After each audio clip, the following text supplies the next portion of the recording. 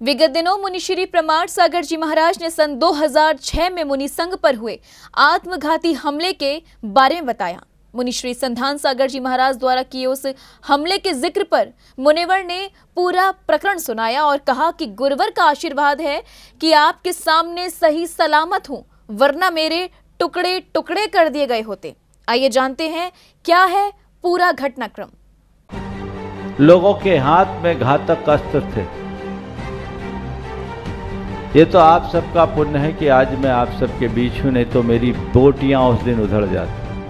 आचार्य श्री विद्यासागर जी महाराज के परम प्रभावक शिष्य और सहजता और सरलता की प्रतिमूर्ति मुनि श्री प्रमाण सागर जी महाराज ने शंका समाधान कार्यक्रम में विगत दिनों एक बड़ा गंभीर घटनाक्रम सुनाया। मुनि श्री संधान सागर जी महाराज, जो सन 2006 में मुनिवर के साथ ब्रह्मचारी भैया के रूप में विहार कर रहे थे, उनके द्वारा किए गए प्रश्न से यह घटना उजागर हुई। मुनि श्री संधान सागर जी ने उस घटनाक्रम को याद करते हुए ज्येष्ठ मुनिवर से पूछा कि उन विरोधी परिस्थिति में इतना साहस कैसे आया। 18 वर्ष पहले 27 अप्रैल 2006 को एक ऐसी घटना घटी थी। हमने छेडाला में पढ़ा या अन्य शास्त्रों में पढ़ा, 80 प्रहारण अर्गावतारण में सदा समता धरें। लेकिन पूज्यवर गुरुवर आपको देखकर उस समय वह साक्षात ऐसी पंक्तियाँ चरितार्थ हुई। उस घटना से दुलियान वाले यहाँ बैठे हैं, परिचित भी होंगे। मैं सभी श्रोताओं की ओर से आपके चरणों में बारंबार निवेदन करते हुए यह प्रश्न करना चाहता हूँ कि महाराज जी, उस समता का राज क्या है, वो हमें भी बताने की कृपा करें। अनुज मुनिवर के प्रश्न करने पर मुनि श्री प्रमाण सागर जी महाराज ने पूरी घटना के बारे में बताया और कहा कि 27 अप्रैल 2006 को वह प्रसंग घटा था, जो कि एक चुनौती थी जिसमें मैं सफल हो गया था। लेकिन ये बात सत्य है, 27 अप्रैल 2006 एक ऐसा प्रसंग मेरे जीवन का घटित हुआ जो मैं मानता हूँ मेरे जीवन की बहुत बड़ी परीक्षा का दौर था, और मुझे इस बात को कहने में बेहद प्रसन्नता है कि मैं उस परीक्षा में पूरी तरह पास हो गया। घटना के बारे में विस्तार से बताते हुए मुनिवर ने कहा कि कोलकाता से मुर्शिदाबाद की ओर जाते हुए लगभग 2000 लोग थे जो प्रतिवाद के लिए तैयार थे। जब तक मैं उस प्रसंग को स्मरण न करूं तो शायद आप लोगों को समझ में भी नहीं आएगा। सन 2006 में कोलकाता से मैं हम लोग मुर्शिदाबाद की ओर जा रहे थे, और उसी क्रम में एक स्थान, पूरा इलाका ही था भारत बांग्लादेश की सीमा में, हम लोग जा रहे थे। एक वर्ग हम लोगों की बड़ी जय जयकार कर रहा था। सुबह 3 बजे से लोग आकर लाइन लगा लेते दर्शन वंदन के लिए, लेकिन उसी में एक वर्ग ऐसा था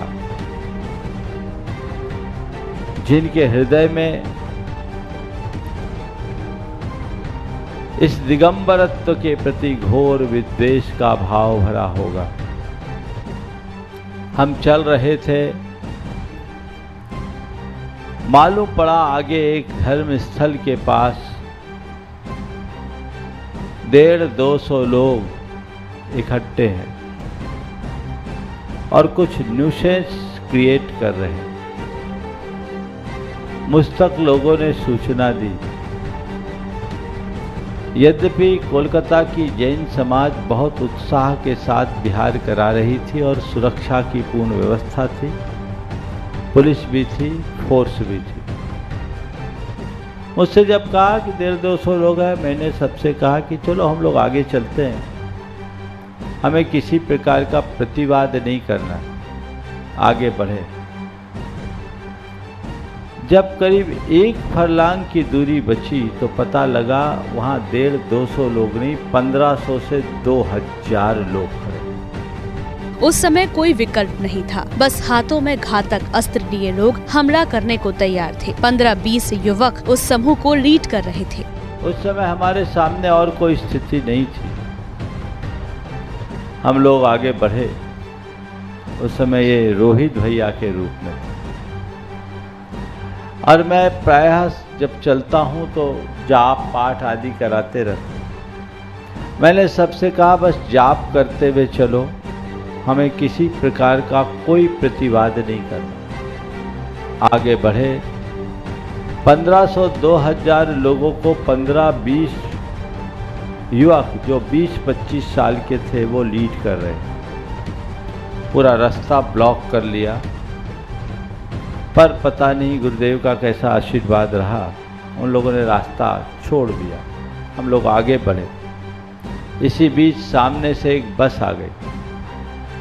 लोगों ने बस को आड़े करवा लिया और रास्ता पूरा ब्लॉक हो गया। लोगों के हाथ में घातक अस्त्र थे।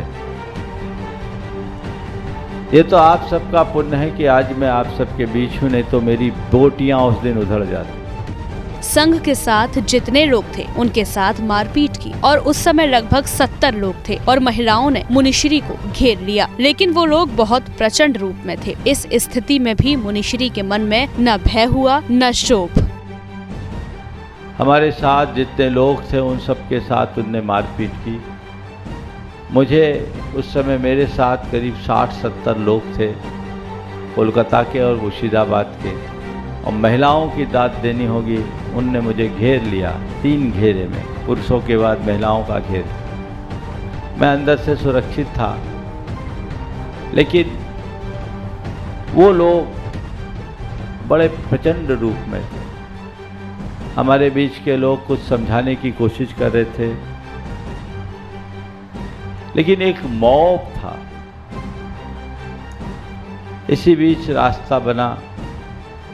मैं देख रहा हूं मेरे मन में न भय हुआ न क्षोभ। मेरे मन में केवल एक ही विचार आया कि यदि इस काया का अंत इसके हाथ आज होना है तो होगा, पर मेरा तो कुछ होने वाला नहीं। मुनिश्री ने बताया कि उस समय उनके मन में आचार्य कुंद कुंद की एक गाथा गूंज रही थी। सहज मुस्कान थी। संघस्थ ब्रह्मचारियों और भक्तों ने रास्ता बनाकर लगभग 400 मीटर दौड़ लगाई और इसी बीच किसी ने एक पत्थर से मेरा सिर फोड़ दिया और उस स्थिति में 4.5 किलोमीटर का विहार तय किया। मेरे मानस में आचार्य कुंद की एक गाथा बार बार उभर रही थी। छिज्जदुआ फिज्जदुआ निज्जदुआ अहो जादु विप्पलयम जम्मा तम्मा गच्छदु तहा बिना परिगहो मच्छ।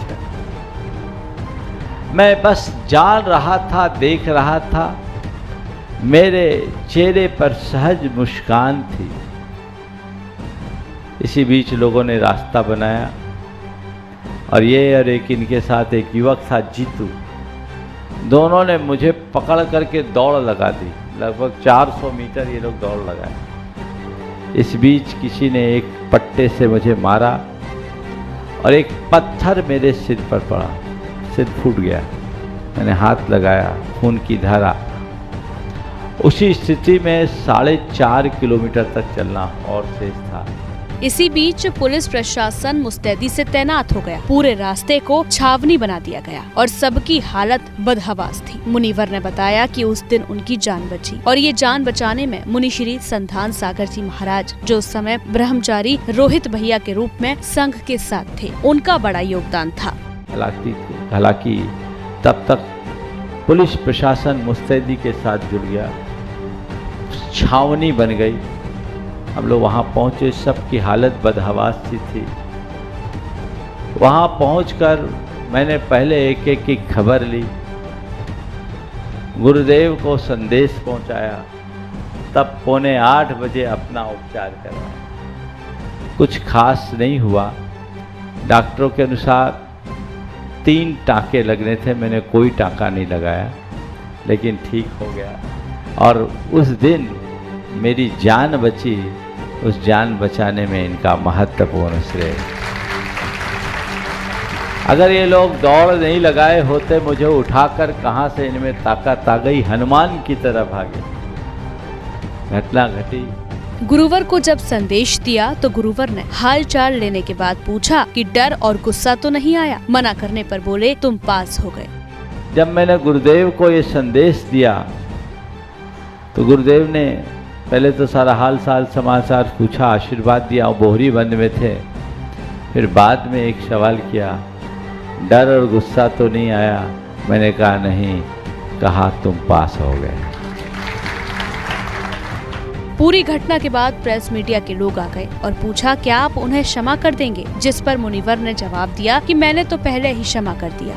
वो पत्रकार आए, मुझसे बाइट ले रहे थे, आप क्या कहना चाहेंगे? मैंने कहा मैं कुछ नहीं कहना चाहूँगा, ये सब खबरें मत फैलाओ, इससे क्षोभ बढ़ता है। मुझसे पूछा क्या आप उन्हें क्षमा कर देंगे? मैंने कहा मैंने क्षमा कर दिया। और ये मैसेज पूरे बंगाल में फैला था।